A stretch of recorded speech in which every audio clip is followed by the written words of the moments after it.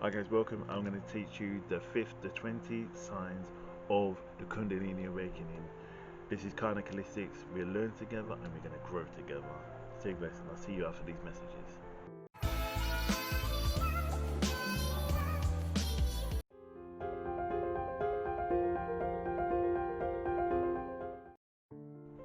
So, welcome back. Today I want to speak about the Kundalini awakening. I'm going to go through 20 points, but they're not going to be in the specific order. It's not an order of how and why you're going through it. It's just certain symptoms you may be feeling or you may be seeing out in order to recognize that you are going through the Kundalini awakening. First of all, what is a Kundalini? Kundalini is a high frequency energy which is made up of two snakes, which sits at the base of the chakras, which is at the root of the chakras, and they work their way up through your senses or through your chakras in order to enhance them, in order for you to use them from healing and also for transformation. So why are we feeling the Kundalini awakening and why is it happening now? So it could be various things that you're going through these changes. It could be that you're moving up to another level within your spiritual development, and these signs will be able to ring true with you in order to show where you, not necessarily where you are, if you are feeling the Kundalini awakening. Now the reality is, if you don't have to feel all of them to say you're going through Kundalini awakening. In my mind, it will be probably, if you're seeing probably about out of the 20, if you're even going through 10 of them, they come in different stages. And remember, the Kundalini is about development, so it may be certain areas you need to work on in order to move forward. And again, see some other videos about the development and spiritual progression. So let's jump into it because I've got a lot to get through. So the first point is the physical symptoms. The first thing you're going to be feeling is a lack of sleep. And a lack of sleep, if you can sleep well normally and you're not sleeping, this is a part of the Kundalini awakening.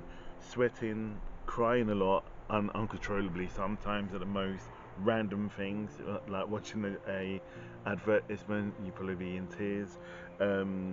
Also, there's an element of you have a really bad backache, so your lower back, so at the base of your spine could be aching. That's where the Kundalini sits, and it's just making sure that it's making your energies stronger in order for you to develop to move forward. Now again, with these symptoms, it's just your body reacting to your development and your growth. So for example, when you start sweating and your emotions, remember these snakes are really high energy. They're going way back to the days of ancient Egypt, ancient Greece, ancient India. We're going way back then, when it was taught as standard. When there was no doctors and hospitals and so on, they would use these energies in order to help heal, along with medicines as well. So, and herbs. So the other thing is, well, when you're getting these symptoms, it helps you to, when you're meditating and really tuning into these particular elements. For example, if you're sweating or you're feeling emotional, it's a state of emotion, or when you cry, it's a state of emotion. So be aware you're going through those changes. So number two is, where does the Kundalini start? It starts at the base of your spine, as I said earlier. So when it's base of bottom of your spine is where your root chakra sits. And if you want to learn more about chakras, see my other video about chakras and the meanings of your chakras. But a quick overview, you've got 7 chakras which the Kundalini work through. So you've got the base, which is at the lower spine. Then you've got you've got the sacral chakra, which is where the groin area is. And you've got the solar plexus, which is just above the navel. Then you've got the heart chakra, self-explanatory, where the heart is. You've got the throat chakra, which is where the throat is.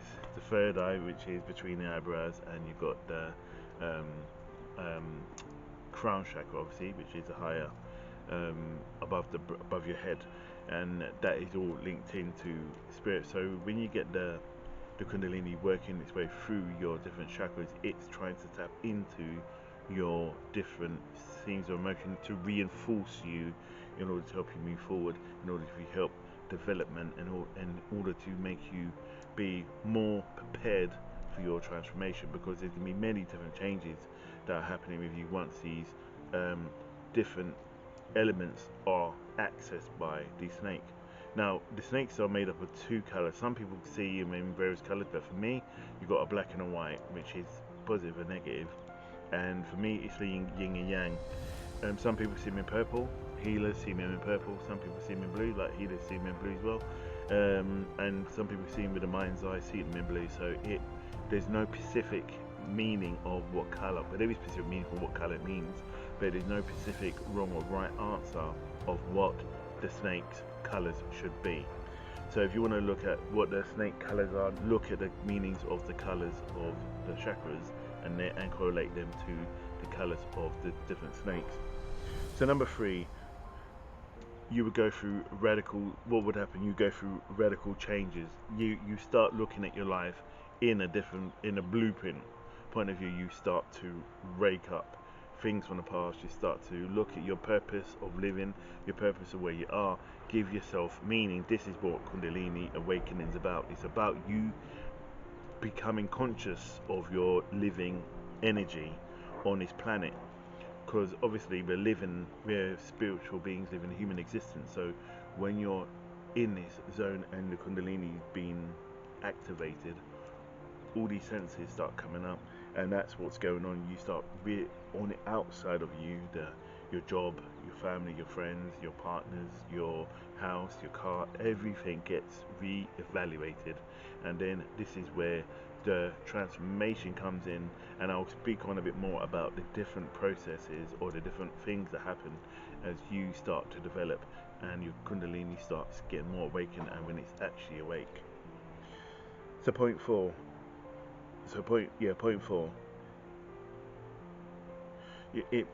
It feels like you're going through a mourning, like somebody's passed over, like there's been a death. Because the reality is like the old you's dying and the new you's being born. Because the reality is that every 7 years we are recreated into a new energy. So you find that that's how you grow. And I don't know if any of you, your parents have told you get your growing pains. That's what they're talking about.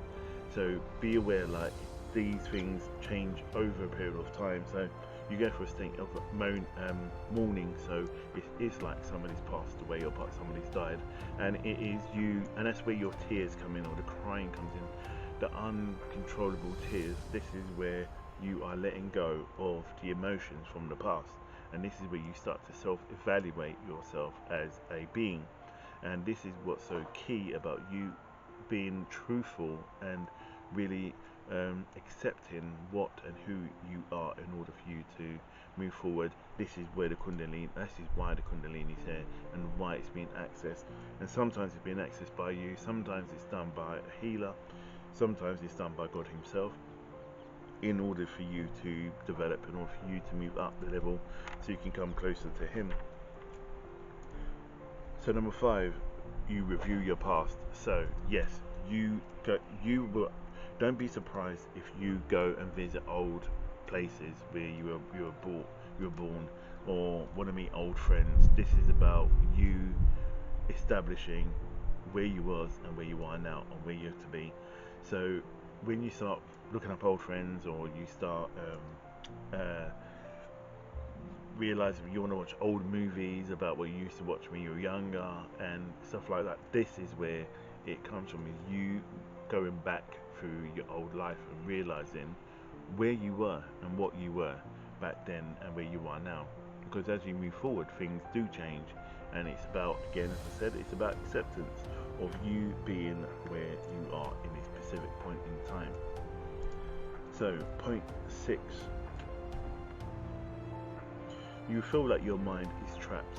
So yes, you do. You feel like your mind is not knowing which way it's going. Again, this is because your spirit is becoming conscious of itself, and your mind is trying to rationalize it, but you can't. The only way you can is by staying in this moment in time and allowing yourself to develop and allow yourself to go through the process. And it does literally feel like you're stuck in quicksand, because there is so much changes happening, and it is important that you do understand that even though you are stuck in this and you may feel like you're not worth anything, you may feel that people are always against you, you may feel that you're worthless, you may feel borderline depression, but don't worry too much, because again, as I said, these emotions are being sparked up by the Kundalini, and it is really digging deep in order to make its self known and for your own common good, for you to move forward.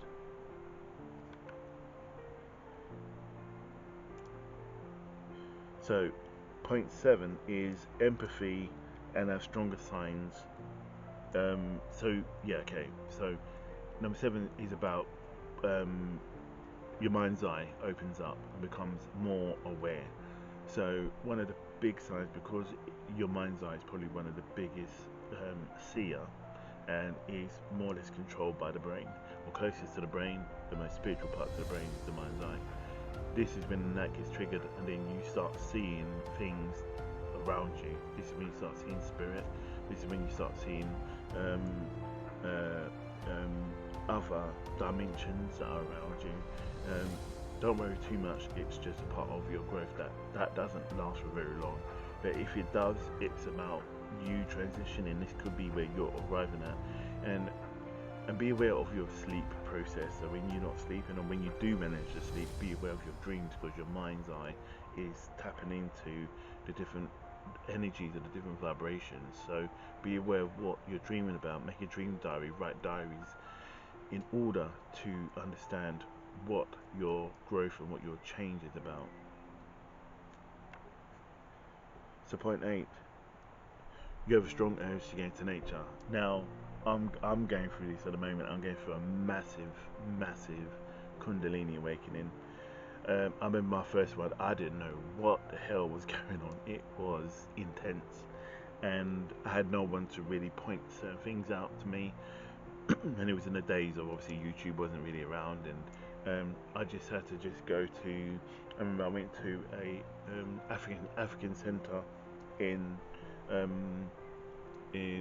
Covent Garden, and I went to Mysteries in Covent Garden as well, and I was speaking to people there, and it was just making sense when I was speaking to these people. They were going, "Oh, you're getting in touch with your Kundalini, and oh, you must be in a really strong high vibration."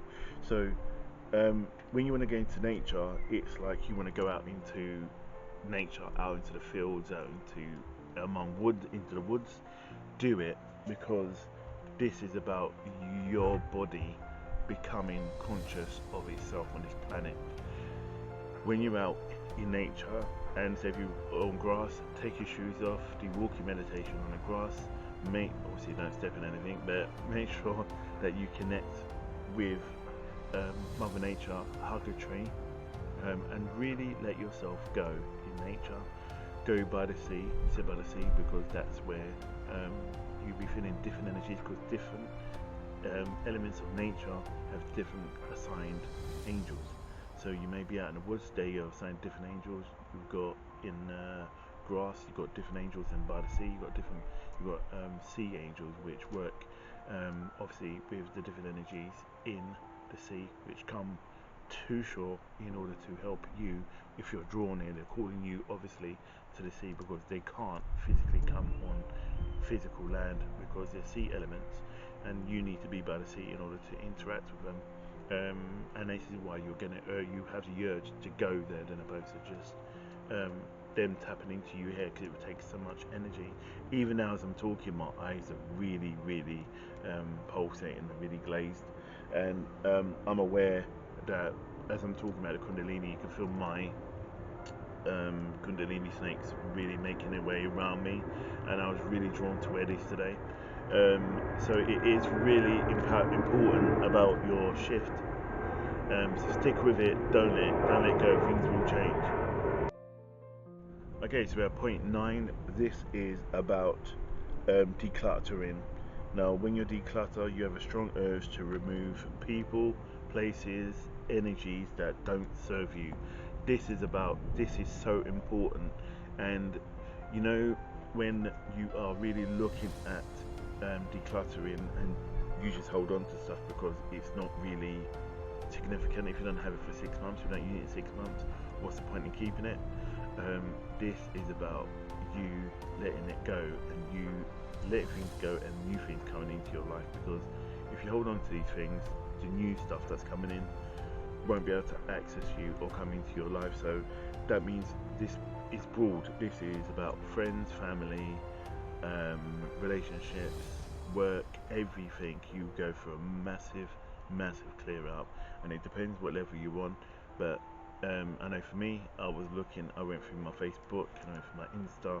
Do I need certain people there? Are they a positive model for what I want to do, where I want to be, where I want to go?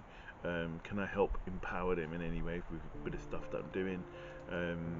And even with the people that I mix with, certain people won't be around me for a certain amount of time, and then they'll dip in and out, and then certain friends will come back again, and it's all about which energies I'm shifting in. And don't be surprised if you've got old friends that come back and then disappear.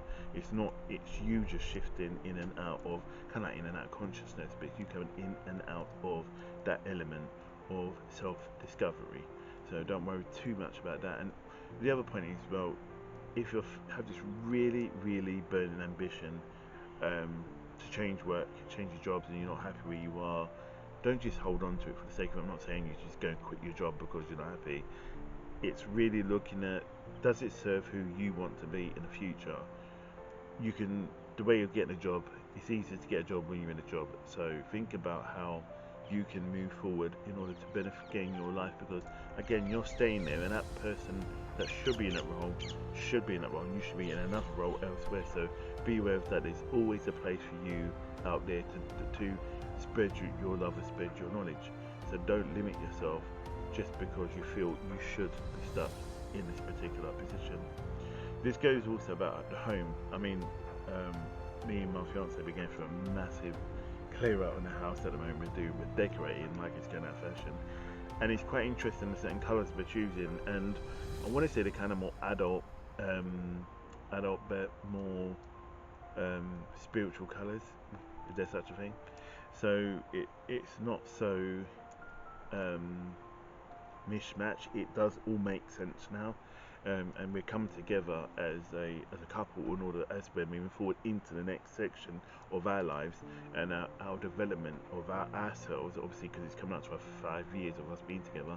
So the development of us as individuals is reflecting both of us where we're at in our lives, and where we've done our self discovery, and we always work together in order to achieve these things. And that's why it's so important when you're working with as a couple, that if you're going through something, I always say to all my clients, whoever I'm working with, talk to your client, talk to your partner, because they're not just there to be with you, they're there to empower you. They should be the first one who are your number one fans, and vice versa. Please do not take from them all the time. Give, and because when you give, you will receive. So that's my tip from me about that. So moving on to number 10, random influx of emotions and want to know the truth of reality. Yes, you want to know the truth of reality. You have this almost kind of physiological, this like knowledgeable approach to life, that I can almost see you with a beret and a pipe and a smoking jacket, trying to work out the meaning of life. Or I can see you in a robe with some tablets, trying to understand. That's just an archetypal approach, to be honest. It's not always like that, but you'll go through a state of consciousness awareness. So your consciousness awareness is that you are conscious of your awareness around you, what you are going on. Is this pen? Why did I choose a blue pen? Why have I still got this phone? And you may want to keep changing things. Why did I do the video at here? Why have I still got this Buddha here? There's all these things you become aware of, and even the outdoors comes as a boost to you as well. And this is where it goes back to using them elements in order to help clear out that crap that you may have from the old you back then. So be aware of that, or the shift. Number 11, just over halfway there. Number 11 is, you would have a profound service to help others. I mean, it's like, if you're not in service right now, when I say service, I mean doing care work, working in shops, working in um, working in serving people. And it's quite interesting how things, for example, let me just use the lockdown for example, or this pandemic. um, Most spiritual people know that this planet is going through a state of awareness and consciousness. And a part of that consciousness was it becoming more aware of itself, and man becoming aware of itself. And because of that impact, service was hit really severely. So you've got shops, retail, entertainment, all those things were the ones that was really hit who was to serve, because obviously the virus was transmitted. But as the world, or the planet, I'm talking about the planet, not us, the human beings, as the planet is becoming aware of itself, those things will get stronger and get even more empowered. You're going to see a big, massive growth of shiftness of a shift to do with service, especially now, because you see now people are becoming aware of themselves and becoming aware of their their fellow man or fellow person. So they are there to help each other out, to not walk by and leave people alone. You worry about that man who's sitting, who doesn't have a home. You obviously you give him food, or you make sure that he's well looked after, or female, or kids. You're quite conscious whether children are being abused and things of that nature. So because we work together as frequency, when the world gets a shift, we get a shift, and vice versa, and it impacts us. So that's why with this Kundalini awakening, it's about you being aware of your profound importance of wanting to help people. Go with that feeling, do not dismiss it. It's not you becoming weak or anything like that, and especially if you're not in service, it's just you being aware of other people, other people's existence. So don't dismiss it. It is a part of your awakening. So number 12 is,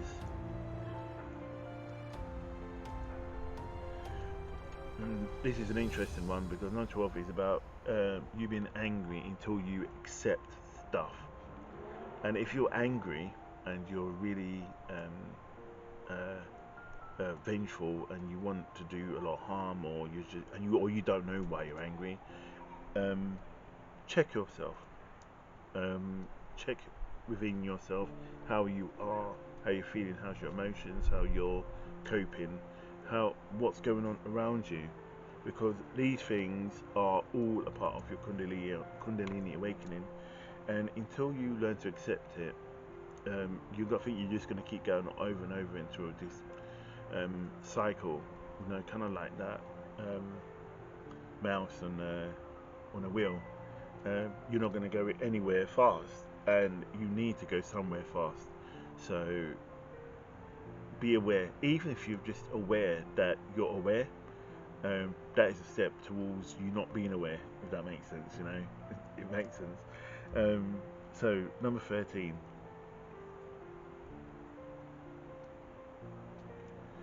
you realize life isn't really happening, but it's a reflection of you. That goes back to the other one, which is about acceptance. So I'm going to give an example of that. So life doesn't just happen, it's a reflection of where you are. Law of attraction is one. So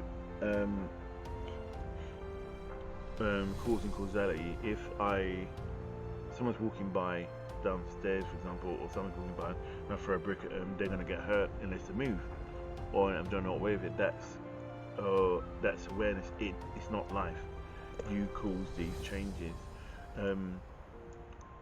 When you realize that we are a part of a bigger energy, and we are connected into this energy, life becomes a lot easier, a lot easier. And I was speaking to somebody today about awareness and consciousness and the lack of either. And when you become conscious awareness and you put them together, it boosts, it elevates you forward. And I remember her saying to me that I was aware of it, but I wasn't sure what it meant.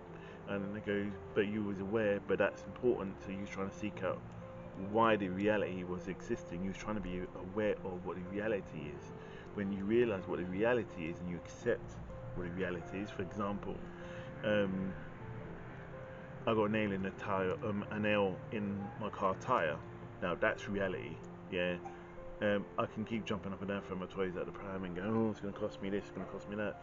But that happens. That's just life. I can't change it. It's already happened. I need to accept it, get something done for it. And what happens is money comes to you for you to get these things sorted. So that one I wanted to keep on that and to try and really make you really understand that reality is happening, but it's not really happening till you really realize it's happening to you, type of thing. So number 14, making good headway. So number 14, yes, I love this one. I'm going for this right now. You become aware that you are a part of the living God, and God is you and you are God. You are a part of Him. Like if you have children, they are a part of you, but they have their own life. So they came from you as we came from God. So when you accept that, and you can go back to him and or her, whether your preference is, because he's just an energy, and you go back to him or her, you can ask for help to make you move forward. And I've done a video not long ago based around trust God, and I'll leave the links in this video to that video because it is really powerful, and I've seen so many changes. And sometimes when I work with clients, I don't necessarily name the process as getting closer to God. I call it getting closer to realizing who you are and accepting who and what you are. And once they have that acceptance, they go, oh my gosh. And it's that line I love. Oh my gosh, I can't believe I knew that. Or oh my gosh, that's just come out of nowhere. That's the process of you having this affinity to get closer to God and learning. You want to know more about spirit and also about what makes it tick and what makes the spirituality tick. So important. So 15. So can't wait to start. Cannot wait to start your new life. Yes. When you're coming closer to the end of the Kundalini awakening, you will come into a state of, you can see how your life is going to be. So you're like really gang ho, and you want to rush. You know what? Slow down, just wait, allow it to unfold, let life take you there, go along with the river, because it's beautiful. And when you take your time to get there, so much comes out of that. There's a richness to it. So yeah, don't force it, and that's where the awareness comes from, and we can start to grow from that. And you get snippets of, you like, or more. Sometimes it's a feeling, like you get a feeling like you want to travel, or you want to find this particular person. So as I'm talking, I can see the sun sitting over there, and it's just so beautiful, and it's so profound that I'm talking about realizing, can't wait for my new life to start, because as the sun goes down, it's an ending of a day, and I'm looking forward to tomorrow. And it's a beautiful thing when you start learning to appreciate the little things that you have. And I know we all go through a troubling time, but when you realize that these things happen, and I remember I was talking to this medium before, and he said to me, if you step in poo, don't blame the dog because the dog has to poo. Don't blame yourself because you stepped in the poo. You can either say, oh, well, I should have looked out for it, but the reality is you need to be you. It's happened. You can't change it, so don't start placing blame. Clean it off and let it go.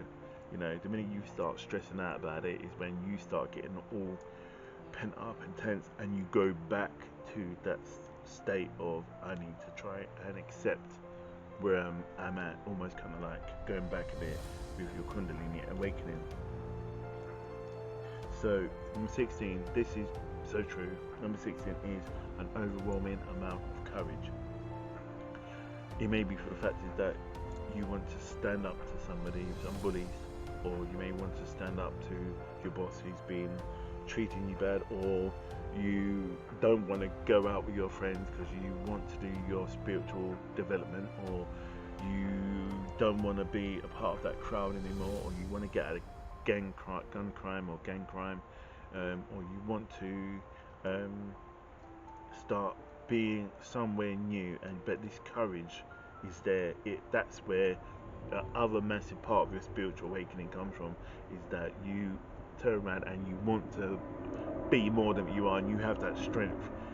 You know what? Go for it, because once you've got the link with the awareness of the divine and God, your shift will move forward. Your courage will come from there. You know, there's a beautiful saying, and again, my last video is trust God. At the bottom, I'm going to put here, if God is before me, who dare be against me? If God is before me, who dare be against me? Remember that. That's so powerful. That's got me through so much, especially when in my life when I've needed to confront. I went through a period of time of dealing with people at work who would be quite racist, and I needed to just stand my ground and like say, no, I'm not being it because I don't want to disrupt the status quo. No, you're a prick, you know, and I told you you're a prick, so I'm just gonna put it how it is. Sorry to be so blunt, but it is. You're ignorant. You're an ignorant idiot, and so that courage. And the reality is, bullies are afraid of confrontation. That's why they like to bully. So I'm not saying going to start a fight with somebody, but it's like saying no, not doing it anymore. And the other courage is like having courage to start your business, start your new job. Start with loving somebody, then being fearful that the person's going to leave you because you've been left behind by 2 previous relationships, which are bad relationships. Have courage to have children, because you may have been brought up badly by your parents. Remember, you're not your parents. Remember, you being given this time to be and develop and mold yourself to move forward. So this is where the courage comes from. The courage doesn't mean that you're going to go out and start a revolution, you know. And if that is what you need to do, it is what it is. But the reality is like your courage comes from this deep inner vibration in your heart chakra and in your solar plexus, which is just above your navel, and it just pulsates, and you feel, you know, when you get butterflies, that's where it sits, and you really want to do it. You really want to do it. I should have said something. I should have done this. That's where it comes in. That's when you need to step forward. That's what Spirit's trying to show you. That's where they're trying to guide you. That's where Spirit is trying to help you to move forward. Where you need to elevate and transcend and transform to the next level. That's where it sits. So have courage and keep moving forward. Number 17. You start noticing miracles around you. So you start seeing the little things. And I mean miracles like someone rises from the dead. If you see that, amazing miracles of life, nature. I mean, I'm trying to find something. How this plant grows out of a seed. That is a miracle. Touch, sight, smell, love. You can't see love, but you know you're in love. You know when you're not in love as well, and you know when you hate, because you know when you hate. All these little miracles. When you see your best friend, or you see somebody you haven't seen for ages, and you've been thinking about them for a long time. These little things are little miracles to appreciate. They're the miracles I'm talking about. That's what the Kundalini is trying to tell you, is that and they're little stepping stones, you know. And as you make those stepping stones and you start climbing, that's when you come into this overwhelming amount of power which resides inside you. And at the moment, you may not feel very powerful, but you will be powerful. You will get there. You know, just trust in yourself. Once you're breathing, once you're alive, you have potential trust me, you have potential.